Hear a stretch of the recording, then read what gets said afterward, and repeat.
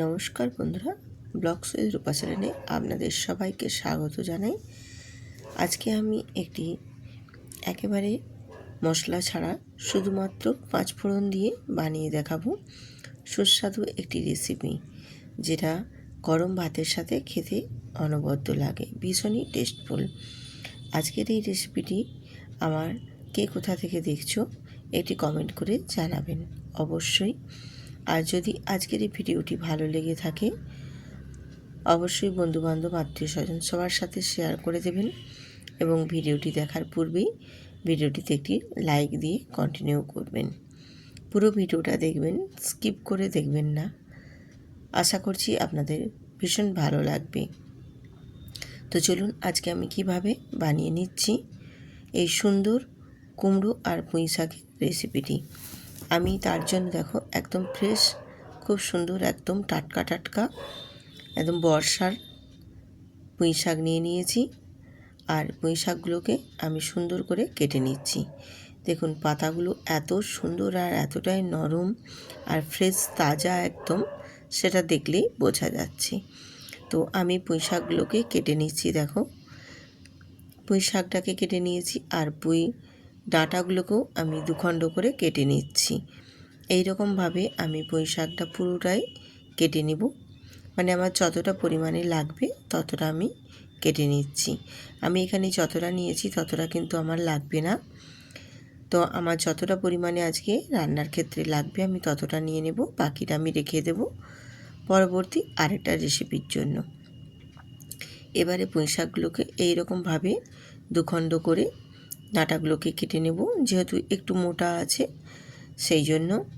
আর পুঁই শাকটাকে সুন্দর করে কিন্তু এইভাবে কেটে রেডি করে নিচ্ছি। পুঁই শাকটাকে বেশ ভালোভাবে কিন্তু একটু পাতাগুলোকে দেখে সুন্দর করে কেটে নিতে হবে। আর পুঁই শাকটা সত্যি এত সুন্দর ফ্রেশ ছিল, পুঁই শাকটা দেখেই আমাকে মন গেল আজকের এই রেসিপিটি বানানোর জন্য। আর পুঁই শাকটা কেটে নেওয়ার পর আমি এখানে কুমড়োটাও কেটে নিচ্ছি। আর কুমড়োটাকেও একটু বড় বড় সাইজের করে ডুমো ডুমো করে কেটে নিচ্ছি। দেখো যেহেতু কুমড়ো একটা নরম সবজি, খুব তাড়াতাড়ি সবজির মধ্যে গলে যায়, এই কারণে একটু বড় বড় রেখেই আমি কুমড়োটাকে কেটে নিলাম। আর কুমড়োটা আমার পুরোটাই আমি লাগবে, এই কারণে কুমড়োটা আমি পুরোটাই কেটে নিলাম। আর কুমড়ো আর পুঁই শাকটা খুব ভালো করে দেখো কেটে নিয়েছি। কেটে নেওয়ার পর এখানে আমি একটা আলু অ্যাড করে দিচ্ছি। একটা ছোট্ট সাইজের আলুকেও আমি বেশ ডুমো ডুমো করে কেটে নিয়েছি, কেটে এখানে দিয়ে দিলাম। এবারে সবজিগুলোকে সব আমি ধুয়ে নিয়ে ফিরে আসছি। দেখুন বন্ধুরা, আমি এটা ধুয়ে নিয়ে চলে এসেছি। দেখুন আর একটা ঝুড়িয়ে করে জলটা ঝরতে দিয়ে দিয়েছি। বেশ সুন্দরভাবে কিন্তু আমি একদম ফ্রেশ করে 2-3 বার জল পাল্টে ধুয়ে নিয়ে চলে এসেছি। এবারে গ্যাসেতে কড়াই বসিয়ে দিয়ে দিলাম তেল। আর এই রেসিপির ক্ষেত্রে খুব বেশি তেলেরও প্রয়োজন পড়বে না, অল্প তেলেই কিন্তু রান্নাটা সুন্দরভাবে কমপ্লিট হয়ে যাবে। আমি তেলটা গরম করে নিয়ে দিয়ে দিয়েছি 1/2 চামচ পাঁচফোড়ন দিয়েছি আর একটা শুকনো লঙ্কা। এবার ফোড়নটাকে একটু নাড়াচাড়া দিয়ে ভেজে নেব। ফোড়নটা ভেজে নিলে দেখবে ফোড়নটা থেকে একটা সুন্দর স্মেল বেরিয়ে আসবে। সেই পর্যায় পর্যন্ত কিন্তু বেশ একটু লাল লাল করে ফোড়নটা ভেজে নেবেন। ফোড়নটা ভাজা হয়ে গেলে এখানে আমি অল্প একটুখানি হলুদের গুঁড়ো দিয়েছি, দিয়ে ইলিশ মাছের মাথাটা আমি ভেজে নিচ্ছি। আর ইলিশ মাছের মাথাটাকে আমি কিন্তু অফ ক্যামেরায় ধুয়ে নুন মাখিয়ে রেখেছিলাম। এবারে সেই ইলিশ মাছের মাথাটাকেও আমি এপাশ ওপাশ উল্টে হালকা লালচে করে ভেজে নিচ্ছি। আর এই ইলিশ মাছের মাথাটা খুব বেশি ভাজার দরকার নেই, একটু হালকা করে ভাজার পরেই আমি এখানে দিয়ে দেব পেঁয়াজের কুচো। পেঁয়াজের কুচোটা দিয়েও একটু নাড়াচাড়া করে মাছের মাথাটার সাথে একই সাথে কিন্তু ভেজে নেব। মাছের মাথাটাও ভাজা হবে আর পেঁয়াজটাও ভাজা হয়ে যাবে। আর পেঁয়াজটা খুব বেশি ভাজবো না, হালকা জাস্ট একটু নাড়াচাড়া করে লালচে ভাব ধরলেই এবারে ওর মধ্যে দিয়ে দেব আমি গুঁড়ো মশলা। গুঁড়ো মশলা হিসেবে দিয়েছি এখানে কাশ্মীরি লঙ্কার গুঁড়ো কালারের জন্য, আর দিয়েছি হলুদের গুঁড়ো, আর দেব স্বাদ মতো নুন। দিয়ে আবারও আমি খুব ভালো করে মাছের মাথার সাথে মিশিয়ে একসাথে কষিয়ে নেব, তাহলে কালারটা বেশ সুন্দর আসবে। আর মাছের মাথাটাও বেশ ভালো মতো ভাজা হয়ে যাবে, পেঁয়াজটাও ভাজা হয়ে যাবে, আর মশলাটাও কষানো হয়ে যাবে। এই পর্যায়ে এখানে আমি দিয়ে দেব এবারে কেটে রাখা সবজিগুলো, যে জল ঝরতে দিয়েছিলাম সেগুলোই এখানে অ্যাড করে দিলাম। এবারে পুঁই শাক, আলু, কুমড়ো সব কিছুটাই একসাথে দিয়ে এবারে মশলার সাথে কষিয়ে নেব। ঠিক এই রকমভাবে একটু নাড়াচাড়া দিয়ে কষিয়ে আমি তারপর সবজিগুলোকে একটু ঢেকে দেব। তাহলে সবজিটায় অনেকটা পরিমাণে কিন্তু মজে গিয়ে নরম হয়ে যাবে। যেহেতু এখানে নুন দিয়েই রেখেছি আগের থেকে, সেক্ষেত্রে সবজির থেকে অনেকটা পরিমাণে কিন্তু জল ছেড়ে বেরিয়ে আসবে। এই কারণেই আমি একটু ঢেকে দেব। তাহলে খুবই তাড়াতাড়ির মধ্যে কিন্তু সবজিগুলো একদম নরম হয়ে মজে যাবে আর সবজিটা থেকে অনেকটা পরিমাণে জলও ছেড়ে বেরোবে। দেখুন আমি তোমাদের দেখিয়ে দিচ্ছি, দেখো কতটা পরিমাণে এই সবজিটা থেকে জল ছেড়েছে। এবার এই জলটাকেই শুকনো শুকনো করে কিন্তু একটু কষিয়ে নেব। কিছুক্ষণ একটু রান্না করে নেব এইভাবেই, তাহলে দেখবেন বেশ সুন্দরভাবে সবজিগুলো কি একদম শুকনো শুকনো করে জলটা শুকনো হয়ে যাবে। এবারে আমি এটা সবজিটাকে একটু নাড়াচাড়া দিয়ে বেশ একদম শুকনো শুকনো করে নিয়েছি। দেখো দেখতেই পাচ্ছেন বন্ধুরা কীভাবে আমি একটু নাড়াচাড়া দিয়ে শুকনো করে নিয়েছি।